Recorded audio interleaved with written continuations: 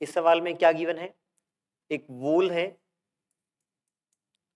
वोल के अगेंस्ट में एक ब्लॉक जिसका मास 0.1 kg है, is pressed against the wall with a horizontal force of 5 Newton.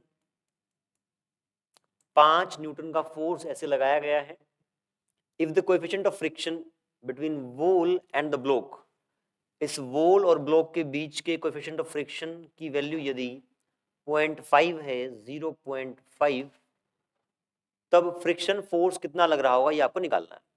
सबसे पहले अगर ये ब्लॉक रेस्ट पे है तो नेट फोर्स 0 होना चाहिए। जितना फोर्स इस साइड से लगा है उतना दीवार का नॉर्मल लग जाएगा, कोई दिक्कत नहीं है। यहां पर normal force will be equal to 5 newton. हाँ जी, yes, normal force is 5 newton. अब देखते हैं वर्टिकल फोर्स। वर्टिकल फोर्स नीचे आपका लगेगा mg। यहाँ पे आपके ऑप्शंस 9.8 के टर्म्स में दे रखे हैं, तो आप ग्रेविटी को 9.8 यूज करेंगे। mg करेंगे तो 9.8 इंटू 0.1 करेंगे तो 0.98 न्यूटन का वेट वाला फोर्स नीचे की तरफ लग रहा है। अब इसी को काउंटर करना है, ऊपर कोई फोर्स होना चाहिए। जब ये फिसलना शुरू करेगा तो फ्रिक्शन फोर्स लगेगा।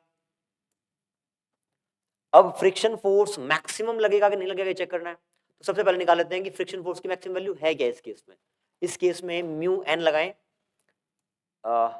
फ्रिक्शन फोर्स की maximum value is mu N 0.98 into 5,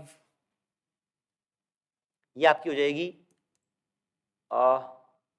98 into 5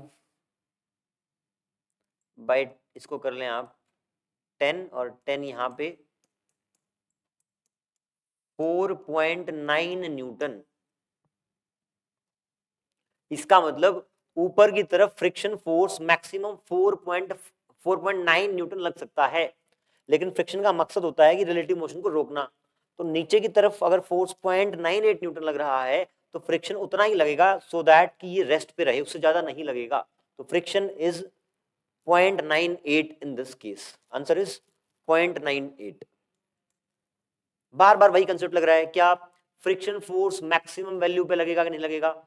अगर आपके क्या नाम स्लाइडिंग है तो फ्रिक्शन फोर्स मैक्सिमम पे लगता है, लेकिन अगर स्टेशनरी है तो आपको देखना पड़ेगा कि वो मैक्सिमम लगेगा या नहीं लगेगा। यहाँ पे उसको रोकने के लिए 0.98 की रिक्वायरमेंट थी, लेकिन वो 4.9 तक लग सकता है, तो हमें मैक्सिमम पे नहीं जाना है, सिर्फ 0.98 न्यूटन फ्रिक्शन लग के रुक जाएगा। Thank you.